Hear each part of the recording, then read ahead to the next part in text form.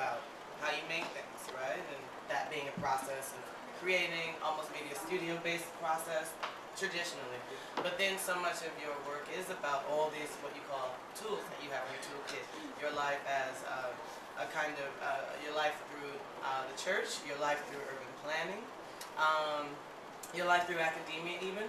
And I'm wondering if you could talk a little bit about where you got these sort of permissions to sort of synthesize all that, at least in an art context, because I think there's a really interesting history in the art world even of this kind of synthesis of several roles. So I think in some ways, the fact that I'm interested in lots of different things is not unlike most people. I think we all wear a lot of hats. We don't all bring all of those hats to the art world.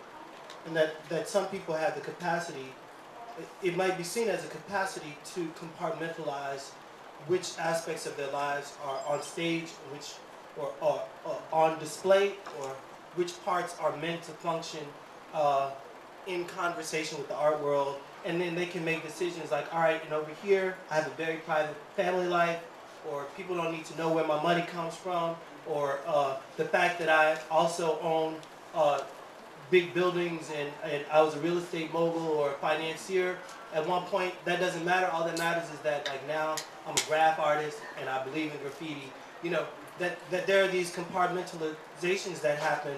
I don't have that. I don't know how to do that. And so it wasn't even like a permission as much as I would just stumble over conflating everything in my life. And it's actually very messy. It's a very messy way to live, but it's a kind of transparency that is just kind of my nature. So it has always made sense that when I was new at ceramics and just graduating from urban planning and new at learning religious theory, that those three things were just kind of infantile, but they were always related to each other and always like going to school together. And over time, those things matured together, and like the conversations between the parts of myself just became more complicated so that they could then function as a kind of corporation, a kind of a shared body of ideas that could then choose what the right strategy is for a moment. So it felt really good to just have a disciplinary practice of ceramics for 10, 15 years, and then to just play that against itself, because I think that there's a way in which clay, in its capacity to make a potter feel like transformation is possible, is that clay became this deeply moving material that was always metaphoric, but it then made room for me to kind of transform these potentially compartmental, these siblings, into something that was syncretic. It's funny, I mean, you talk about clay, from coming out of clay and already coming from, I guess, in an art historical conversation that puts you sort of outside in a way.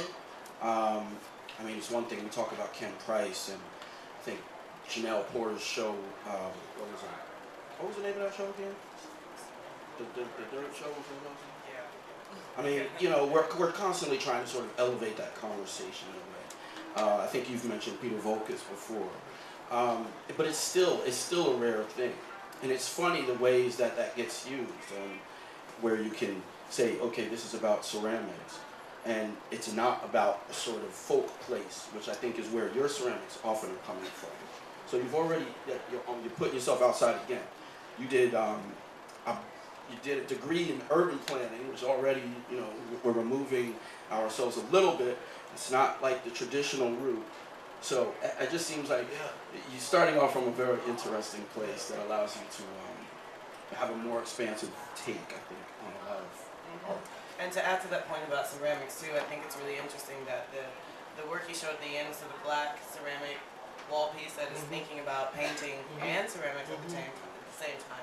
And the sort of white paintings, you didn't show us one, but they're kind of a corollary to that set too. I mean, it's really about industrial production, but it is about ceramic work as well. And so you do continue a kind of vocabulary of making things throughout different projects. Like in the same way that I'm talking about my friends who are in the music industry or like the spoken word, it's like I don't have the burden of cutting things off. The burden that I have is kind of what are the new equations that make things make sense, that help them be legible, so that like I'm not divorcing myself from like the neighborhood that I grew up in, or the way that I grew up talking, or that these histories, including my history with God and my history with ceramics and my history with urban planning, that all those things, I have the right to bring those things forward. And then when I'm talking to students who are in MFA and BFA programs, the challenge that they have is the only thing that they're reflecting on is the history of art. And so to have these other kind of disciplinary mechanisms that allow me to get outside of the art world, I think what I needed in the art world was the ability to use my hands. But the way that I learned to think, I'm so glad that I had like other disciplinary influences, so that as I gained knowledge of the history of art practices and those men and women and those histories that have been written about, combined with the fact that I have these other kind of curiosities about the world and about just, you know, that I think that ends up making a body of work that's different. And it may fit outside or alongside, but I think that's really just a matter of an expanded vocabulary. I hope it translates into an expanded vocabulary that gives me freedom and flexibility versus feeling like the art world is constantly boxing me in. I don't feel that. I don't feel like this feels like a room full of friends. It doesn't feel like an art market. And I think that I can think about this room as a room full of friends and kind of like divorce myself from some of the other shit, because like I'm kind of preoccupied with other things that are like not of this world all the time. I can imagine. I'm also interested though if you see your work in conversation with other really expansive art practices. I mean, you mentioned Boys, of course, as someone who really gave us the term social sculpture. That was about bringing all these conversations with friends, you know, into the realm of an art practice. But also Chicago has a long history of kind of artists working within a kind of community action, activism sort of way. I'm thinking of Afro-Cobra, and I'm wondering if you've thought much about that movement. I'm also thinking about the Viennese actionists, who also were interested in this question of a kind of redemption. And we'll talk more about redemption later as well. Yeah, I mean, I think Afro-Cobra definitely, I think that they were a little bit more hardcore than I am, that they had a way of being committed to the politics and the needs of black people in a moment when the politics and need were like so dire. And I think that there's definitely a strand of me that in a set of conversations where people really don't want to mention the needs of black people or poor white people in St. Louis live right next to poor black people in St. Louis, that like I'm willing to have that conversation, and it feels like a politic that I carry forward. It's great.